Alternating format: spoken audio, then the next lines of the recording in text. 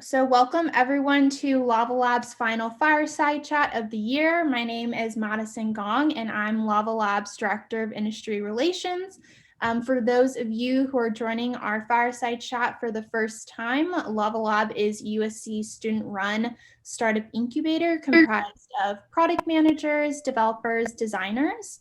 And this semester, we've launched the Social Entrepreneurship Toolkit. So that's what you've been hearing about Lava Connect and Lava Learn. Lava Learn is our open curriculum. And you can go check that out now. It's live. And Lava Connect is our awesome cohort of students who are building socially impactful products.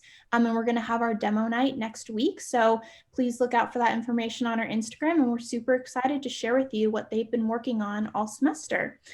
I am very excited today to introduce our speaker, Dr. Marian Croak, who is the VP of Site Reliability Engineering for Ads, Corporate Engineering, and YouTube at Google. Prior to Google, Marian worked for over 3 decades at AT&T, where she was an SVP responsible for developing one of the world's largest wireless and broadband networks. She is also part of the Trojan family, having received her PhD from USC in quantitative analysis. So welcome, Marian. We are so happy to have you here, and thank you for making time to join us today. Oh, thank you. Awesome. So we're just going to get right into it since we only have a little bit of time. But Marian, to help our audience learn a little more about you, would you mind sharing your background and how you got to where you are today? Sure. I'll start, I guess, at the beginning. So I grew up in New York City, and I went to Catholic schools. Then I went to a public school. And from there, I went on to Princeton. And from Princeton, I went to USC. And I would say, going from Princeton to USC was really delightful. Princeton was a very heavy school at the time that I was there because I was among the first class of women. It used to be traditionally male. And so I was one of the first co-ed classes and also one of the first really women of color there as well. And so there was a lot of tension.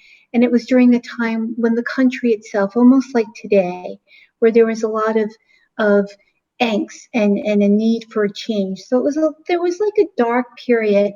Then I went to USC and it was bright and sunny and everyone was smiling and there was a huge amount of diversity, especially in terms of international students.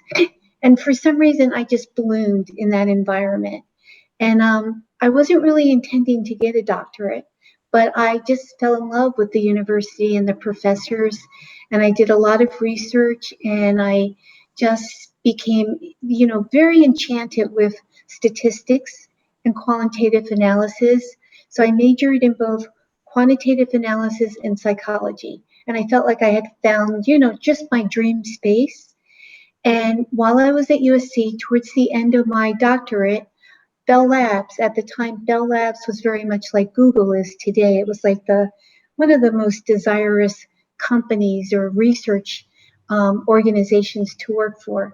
And recruiters came from Bell Labs while I was at USC, and I was offered a job. And so that was the beginning of my career in tech. And I stayed at Bell Labs, which became AT&T Labs for many, many years. I had a great career there. Then towards the end, I got bored and I joined Google about 6 years ago. So that's my story. That's awesome. Thanks for the introduction. Love to hear that you had such a positive experience at USC. And definitely when we're able to go back on campus, would love to see you here for an in-person fireside chat or just visit. But you mentioned that you started working right after you finished your PhD at Bell Labs, which is now known as AT&T. During that beginning phase of your career in tech, is there a specific experience or maybe point of growth that has really stuck with you throughout your career? Yeah, there were a few, and I'll tell you one, and then if we have more time, we can talk about others. But I remember when I was very new there and feeling like I just wanted to fit in. I was somewhat different than all the other engineers there, and I just wanted to be accepted, and I wanted to be perfect. I wanted to get everything right.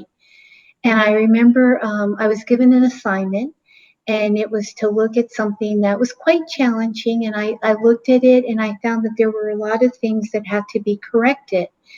And the leader that gave me the assignment, he was the senior vice president of Bell Labs and the organization that I worked at. He called a meeting so that I could share my findings with him and other leaders under him. And I remember like the room that the meeting was in was like inappropriately small. There were all these men who were the other VPs, and there were about 12 of them, and they had on their suits because at the time men wore suits when they worked. And they were like on top of each other, and the room was really small and it was hot, and I was the only one standing. And I just remember the meeting started out like in a tense state. And so I had to deliver my findings, and they were not well received at all because I was actually saying that the products that these organizations were building were not sufficiently interconnected so that customers of any one product could communicate with customers using other products. And they were just furious with the findings and the fact that I was saying what I had found, and they were actually disputing what I had found. And it made me so frightened and so nervous because it was my first big meeting, and I knew I was right, but obviously it wasn't going well. So at the end of the meeting, I remember just leaving as quickly as I could. And the senior vice president who had called the meeting, he came marching out at me, and I was like so afraid that I was going to be fired or something. And he said to me in a way that just shocked me, he said, "I'm just so glad that you're here, Marian." And it was that just it just liberated me because it made me realize that I didn't have to fit in. All I had to do was just do my work, do my homework, and tell the truth. And in doing that, maybe the businesses had to change, but they would change for the better. And that was at the beginning of my career, and I still follow kind of that voice that it's okay to be different. It's okay to point out problems. In fact, you'll eventually get rewarded for finding out things that are wrong and need to change in a way that helps the business. So that was a very profound experience for me. That's really, really interesting. I'm glad that you're able to like still bring that along with you in your career now. That's definitely that definitely is a very profound experience. I'm just curious, is there another, like, is there a skill or like maybe particular lesson that either you learned from, that particular experience or something else during your time at AT&T because I know you spent a very long time there. So I know lots of your career was definitely like ingrained in there. Is there a skill or lesson that you learned there that you still draw upon during your work today at Google? Yeah, definitely. This notion of wanting to change things and to make things better um, is something that I think I have felt all my life, like to fix something that's wrong. And so the thing is that you have to realize that when you do that, you're going to meet resistance because there are many people that just want things to stay as they are. And that's almost like their job or their role in life. So you're going to meet with resistance. You're going to feel like you're failing or that you're different. But if you can somehow find an empowered supporter that you can look to, just maybe someone who stays in the background. They may not even be visible, but you know that they have enough leverage to actually help you and they believe in what you're doing. I think that's all you really, at least for me, that's all I really needed to keep going. And I've done that quite a bit, and it's always paid off for me. That's awesome. That's really good advice to hear. And definitely 100% agree with that. Okay, so moving along to now your work at Google. I know Google is definitely a very empowering environment, so that definitely falls along to that theme. Yeah. Would you mind talking a little bit more about your role at Google and what your current work is focused on? Sure. So I've done a couple of different things at Google. When I first joined, I was given the responsibility to bring internet access to emerging markets. So I went to Africa and I went to India, and we set up like Wi-Fi stations, and we actually dug fiber to give people connections to the internet. And that was like a delightful experience. And then after Google decided to divest of some of those investments, I went on to do what I had done before at AT&T, but with quite a different spirit that Google has. And I've done what's called reliability engineering. And so I look at all the systems and the software stacks that support Google's ad business, and that's really Google's core business. It's where Google actually makes billions and billions of dollars in revenue, and it keeps the company going. So I look at all those systems, and I look at YouTube, and then a lot of the corporate infrastructure that we use. And when I say I do it, I'm leading teams that do it, and I support like just super, super great leaders doing it. But we try to make sure that those systems are all performing well and are resilient. And the difference between the way that Google approaches things and I have done in my past is Google is very interested in the user of the systems. So you can have a system that's just performing perfectly, like you and I, just what we just went through in trying to get onto Zoom. So, you know, from Zoom's point of view, they may look at all the systems and saying, well, everything is working, but you and I can't get the connection. And so Google goes a step further and actually looks at things from a client's point of view to see if, like, okay, you and I are intending to get on a Zoom call at a certain time, 12 noon. They're not on the call. So that means something's going wrong, even though all the systems are working. And that's called, like, what we call that is a happy reliability experience. So we try to make sure that our users are happy and not just that systems are working. That's great. And I think that really applies kind of into my next question. Because when I was sitting down thinking about things to talk with you about, you know, you've had this great career at AT&T, and you've been here now at Google for a couple of years. And I think obviously everyone knows about Google, especially everyone in this room today, young students who are very interested in tech. And I think everyone has this, you know, certain perceptions of Google, of, you know, what it is and what they do.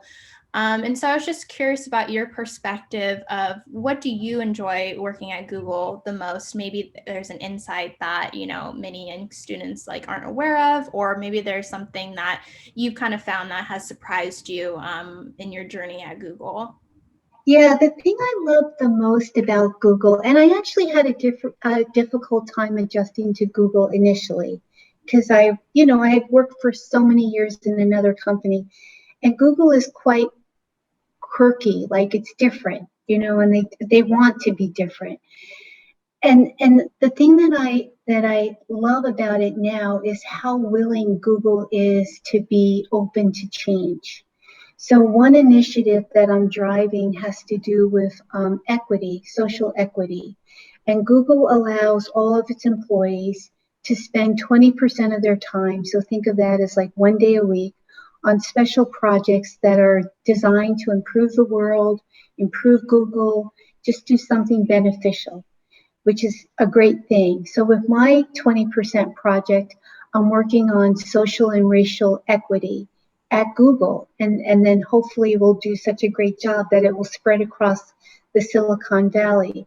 But Google is very open to realizing that they have to do more in terms of inclusion and diversity, both gender-wise as well as in terms of ethnicity. And they allowed us to put together work streams that Sundar, who's the CEO of Google, is supporting, and with all his leads to further, what Google is doing in terms of supporting women and ethnicities coming into Google and making it a more diverse company.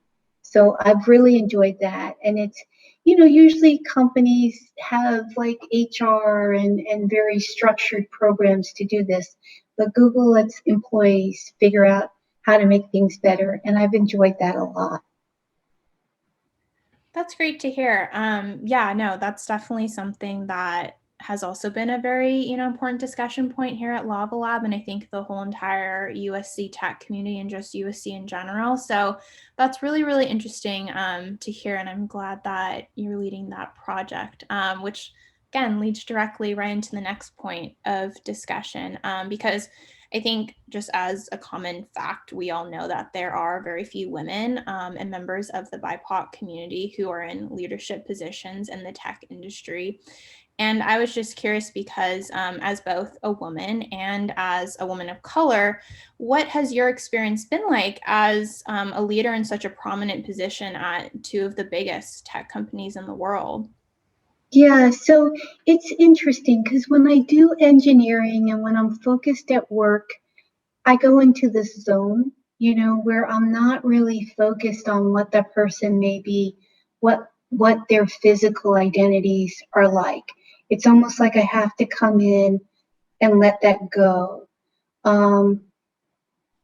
In order to do the work. And when I'm sitting in a room and we're all working on an engineering problem or trying to get people to see something, I'm not thinking this is a man or this is a white person or this is an Indian or anything like that. It's just more you get out of that space and you're in another space. That's not to say that I'm oblivious to that. It's just that, I can compartmentalize and get the work done, and I enjoy usually the personalities of engineers or computer scientists would kind of think alike. I'm introverted and, a little socially awkward, and so are they. And so we get along well. But then I realize, the opportunity space needs to be enlarged so that many different talents can come into it and make contributions.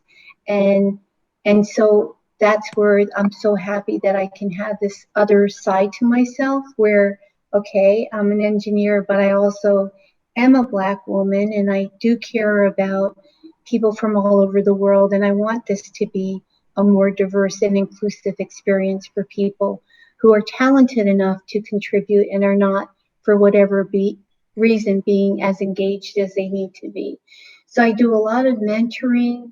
I do a lot of sponsorship. I do a lot of, we have a lot of interns. I try to initiate a lot of programs where people can come into these more traditionally exclusive workspaces and find comfort there.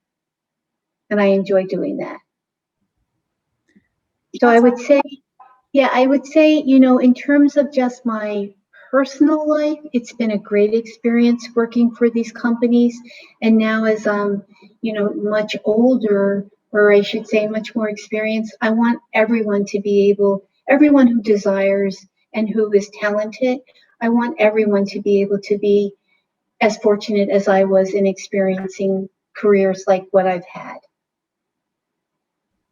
Totally. That's so important. I'm glad that you've had such a positive experience at Google and AT&T. And I think that's really great because I definitely think that the conversations are shifting, and I'm really glad that you're able there to lead some initiatives at Google. And just a side note for everyone here, Google does have some really amazing initiatives focused and internships focused on Yes. making sure that there's more diverse and there's more diverse people coming in and more inclusion. So definitely do look at that.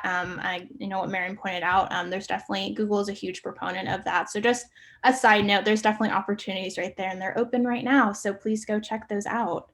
Yes. Alrighty. And this is just me I noticed you have given a lot of talks to definitely young women in STEM. And I know that you're a great mentor to many students and young professionals who are just beginning their journey in tech. Is there a piece of advice or maybe perspective that you often share with these mentees and why? Sure. I would say don't be afraid to fail because that's how you're going to learn. Um, and realize that, especially if you go into something like something where you're doing a lot of innovation, that most of the time you are experiencing what could feel like failure, because the success comes much later after all the experimentation and all the piloting and prototypes happen.